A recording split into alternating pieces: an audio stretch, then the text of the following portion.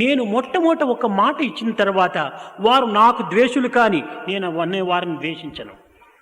எனவே முதலில் ஒருவருக்கு நான் வாக்கு கொடுத்த பிறகு அவர்கள் என்னை வெறுத்தாலும் நான் அவர்களை வெறுக்க மாட்டேன்.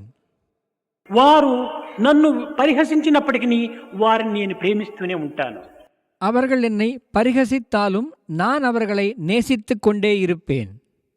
నా మాటను నేను కడపటి వరకు కూడాను నేను పోషించుకుంటూ వస్తాను. என் வாக்கை இறுதி வரை காப்பாற்றி வருவேன்.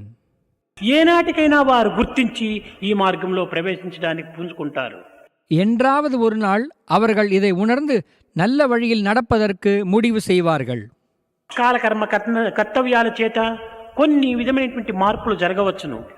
காலத்தினாலும் கர்மாவினாலும் கடமையாலும் சில விதமான மாற்றங்கள் நிகழலாம். అవి శాశ్వతాలు కాదు. ஆனால் அவை நிலையானவை அல்ல. కనుక నేను ఆ యొక్క ప్రవర్తనను పురస్కరించుకొని నా మనసు కూడా మారుస్తూ నేను పోను. నా రెండో ప్రతిజ్ఞ. ஆகவே நானும் அவர்களுடைய அந்த செயல்பாடுகளை வைத்து என் மனதையும் மாற்றிக்கொண்டே இருக்க மாட்டேன். இது என்னுடைய இரண்டாவது வாக்கு.